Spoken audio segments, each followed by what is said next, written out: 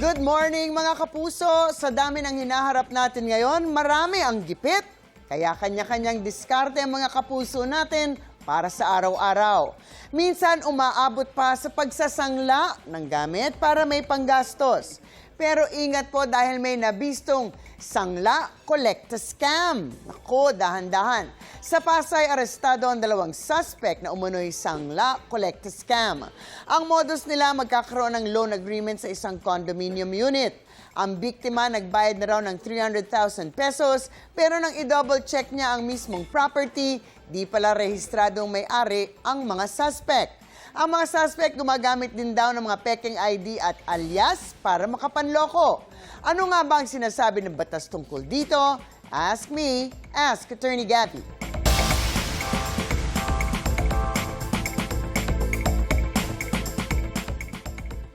Attorney, uso ang pagsasanla hindi lang ng property, minsan mga gamit sa bahay, alahas at gadgets pa.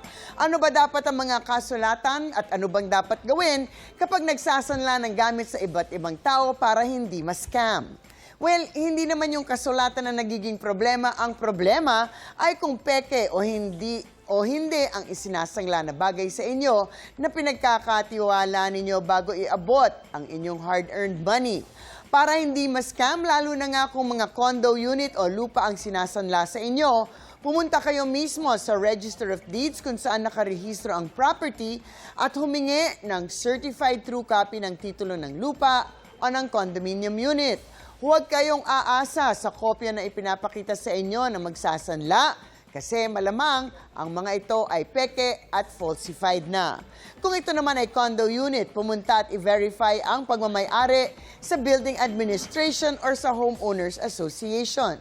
Balita ko actually, meron ng online verification system ngayon ng LRA or ang Land Registration Authority, ang e-Servicio Portal. Dito nyo pwedeng i-verify ang land titles na binibigay sa inyo. Kaya lang, nung ina-attempt kong subukan kagabi, ay undergoing maintenance daw ang site, kaya hindi ko siya na-test and try for myself.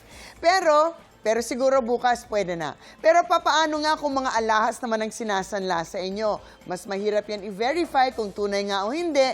Pero pwede nyo dalhin sa mga reputable pawn shop at i-appraise ninyo doon. Malamang masasabi nila kung tunay o hindi ang mga alahas na yan. As for other things like yung mga gamit sa bahay, nako, i-plug nyo na lang at tingnan nyo kung gumagana. Di po ba? Medyo mahirap i-peke ang mga yan.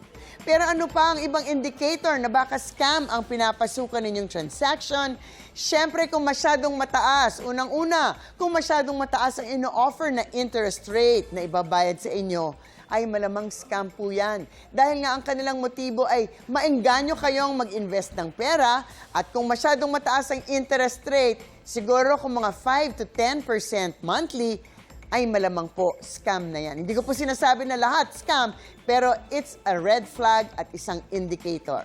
Tandaan ang mga modus na ito ay labag sa batas. Usually mga ito ay mafa-file ng kasong estafa o swindling by pretending to possess property na ginagamit para maloko kayo. Property na hindi naman nila talaga pagmamay-ari.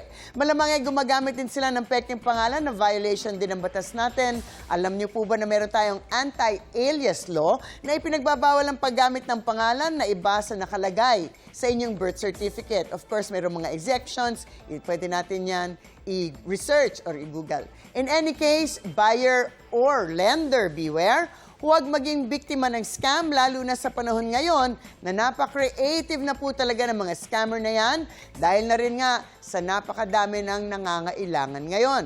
Kaya huwag po maging biktima, huwag mabulag sa pangako ng mataas na interest na babayaran.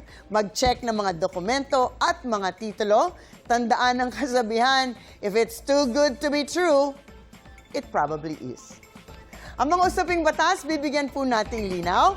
Para sa kapayapaan ng pag-iisip, huwag magdalawang isip. Ask me, ask Attorney Gabby. Ikaw, hindi ka pa nakasubscribe sa GMA Public Affairs YouTube channel?